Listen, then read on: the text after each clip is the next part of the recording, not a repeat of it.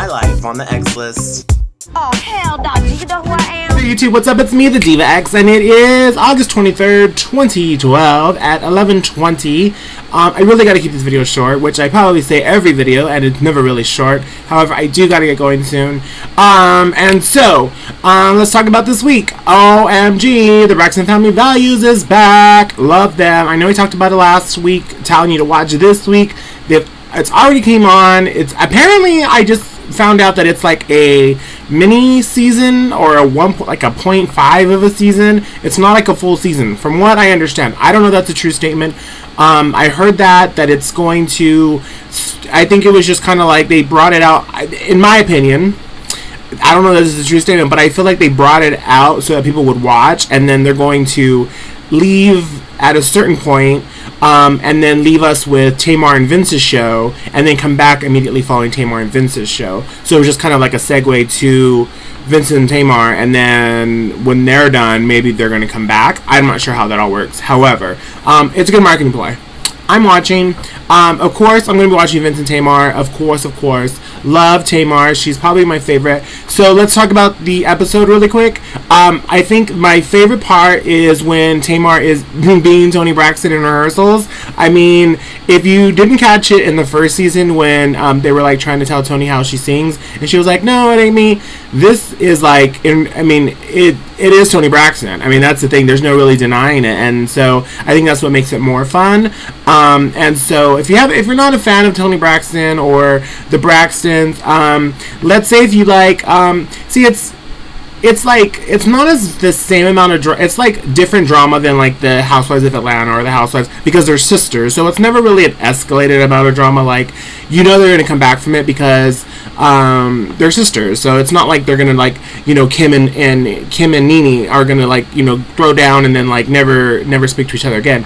And I mean, not that that's ever worked out for them, but anyhow, it's not that kind of a show. It's definitely, you know, it's about their family, and you know, there is moments in their family that, you know, that happen, and they deal with them and they get over them, and so I think that's the part that I like about it the most. And then of course just the antics, the ongoing antics from Tamar and all the rest of the girls. I mean, even Toni Braxton's pretty, like, she'll say something like, "What's the word?" Like, she was doing auditions and she's like, "What's the word? Is everyone in the world tall now?" And it's like, you know, it's just the little one, and she's done that throughout the well, I guess 2 seasons previous, and then now, she says little crazy things like, "Really, Toni Braxton, did you really just say that?" Kind of like, so yeah, if you're not a fan, watch it. If you, apparently, I don't understand how they do that, but, you cannot, I guess, watch it on Dish anymore, because of whatever contractual situation, but throughout the show, they show like a screen flash that says you cannot watch the Braxtons on Dish, and I'm like, well, I don't care about that. I don't have Dish. I have Comcast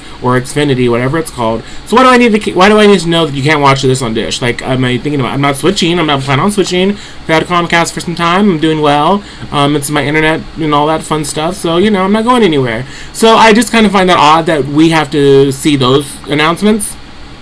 But anyways, if you know anything about that, it's annoying. So that's the very least. So I have gotten some messages about some stuff that I've missed throughout my time while I was gone from YouTube on the vlogs.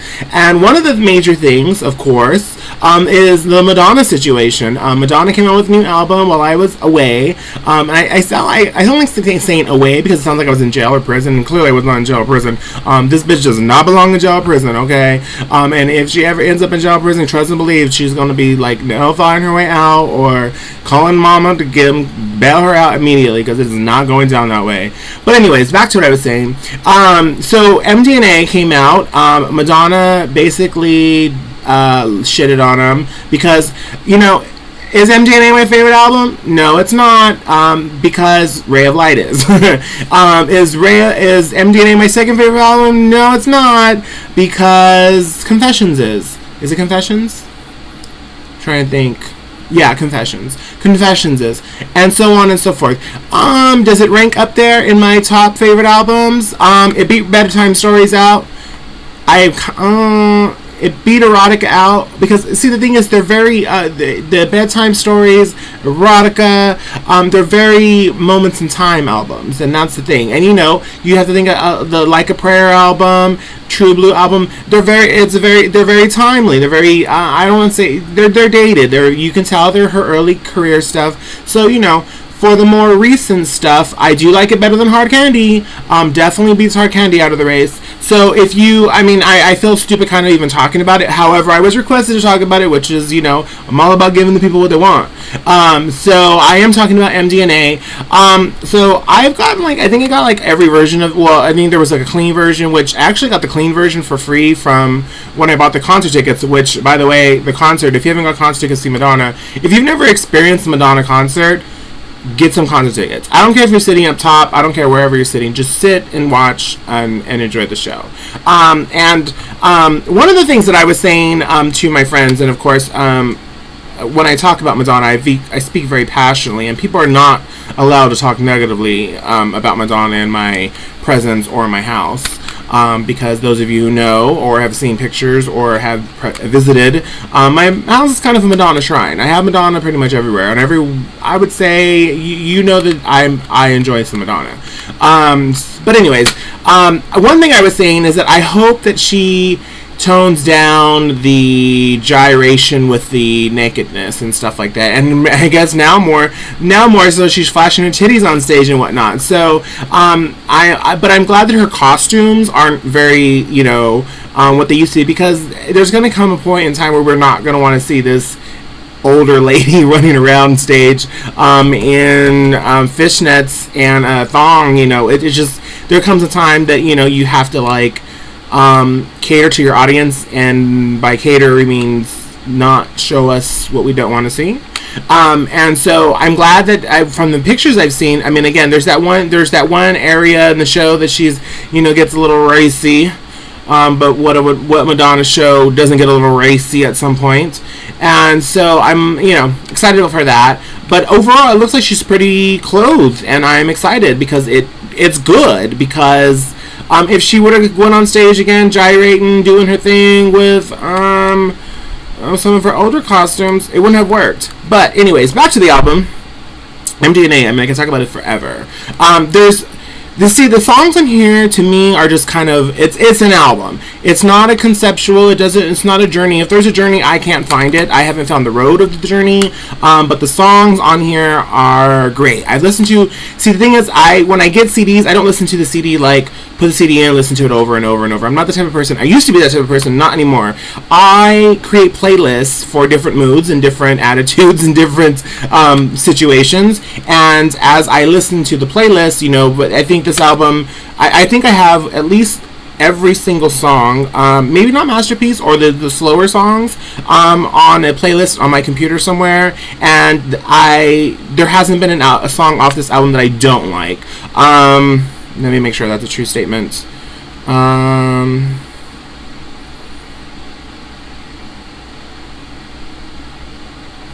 Yeah, I pretty much like all the albums. I even like Masterpiece, although I could have done without it, at least on this album.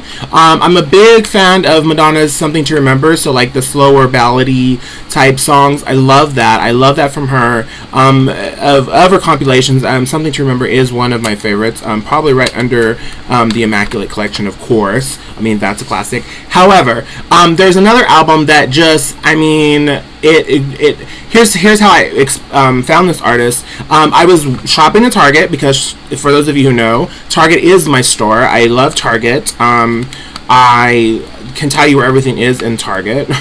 That's sad, I know. But the thing is, anytime I go to Target, I usually go to buy something, I need this. And then I end up spending, way too much money on a bunch of other stuff that I found that was whatever. So I was shopping at Target, and I was actually there for, of course, something else. A little USB jump drive, because I had them on sale in pink, of course. And I was waiting for them to get the keys, because, of course, they don't want you to steal the USB drives. So it took, forever. So I'm walking around the music department, and then I hear this over the, Target radio, or whatever they call it. And I hear this voice, and I'm like, who in the fuck is that? Is that Adele? It's almost Adele-esque. And a lot of people do, when I'm listening to this, and I didn't buy the album immediately because I was like, I hate just buying albums without hearing the whole thing. But that song was just amazing. So the artist is Rebecca Ferguson, and I apologize for the case being a little cracked because as soon as I bought this album, I was carrying this album, and I don't normally carry albums around. It's just, I just really wanted to share her with everyone, so I took this album. I had this album in my car and I would take it out with me everywhere I went so people can listen to it. I know I'm weird like that, but I think music is infectious. I've always loved music. I mean, those of you who know me well, I love music. I always have music playing, except for when I'm recording videos and whatnot. But I mean, I live for music. I love music, all types of music. But Rebecca Ferguson, she was on the X Factor UK, and the standout to me, the album's great. The album in full is great. The standout to me, the song that I heard at Target was Nothing Real But Love. The song, her voice, everything about it. The video even is great, and I was like, I must find out more about this person, whoever she is. Of course, I Shazammed it, had it in my phone, so that way when I got home I could do some more research. So then I started researching, looking at videos of her on YouTube, and I just fell in love. It's amazing. So the next day I went back to Target and bought the album. The Target version apparently has 4 additional acoustic or / live versions of her singing. Again, those of you who follow me on Facebook saw maybe once or twice or maybe 100,000 times I've posted videos or songs of hers. Amazing. Shoulder to Shoulder is my track off this song. Shoulder to Shoulder is the song to listen to off this album. If you buy no other track off this album, which I'm sure you can buy on iTunes, the album Shoulder to Shoulder, or if I can go on YouTube, there's a live version of her singing at a radio station. She's wearing a yellow coat or something yellow. I don't want to say coat because it might not be a coat, but flawless. So Rebecca Ferguson, especially, I mean, I don't even know. And then there's an audition video of her when she first auditioned for X Factor UK, and I mean, just the story of it is just very touching. And that's not why I loved the music before I got the backstory. So I mean, I can't, let's see, Love, Nothing's Real But Love, Glitter and Gold, number 2, it's not one of my favorites. Shoulder to Shoulder, obviously. Fairy Tale, love. Mr. Bright Eyes, love. Fighting Suspicions, love. Teach Me How to Be Loved, love. Run Free, which I believe is her new, Run Free, is her new single, which I believe she just premiered the video for, love. Diamonds to Stone, love. Too Good to Lose, love. Backtrack, I can't recall it, but I'm sure I love it as well. And then there's the 4 bonus tracks of songs that are previously mentioned, but this time the acoustic versions or / live versions. Of course, my short video is now 13 minutes long, and so I hope I've either turned you on to something or shared some information about something that you guys enjoy. Everything's well with me. It's finally cooling down in Fresno, but I still have my cooler running and the fan running and everything because it's gonna be melting if we don't. But thank you guys for watching. Shout outs to all my friends and all my wonderful people, and shout out to Wonder Woman for sending me the message and asking me. That's the person who asked me about MDNA. If you watch my last video, you can see the comments there. Add more comments, send me private messages if you like. If some people don't like posting on YouTube, which is fine with me, I don't really care. And follow me Facebook, Twitter, all that fun stuff. I have Tumblr now, I think, and they're all connected, so I don't really go on to each one, but they're all connected. Instagram, all that fun stuff. Most of them are the Diva X. That's what it is. And shout out to Jeff. Shout out to Franklin. Shout out to everybody. Shout out to Sam. Shout out to Noe. Shout out to everyone but Augie. Thank you guys for watching. Good night.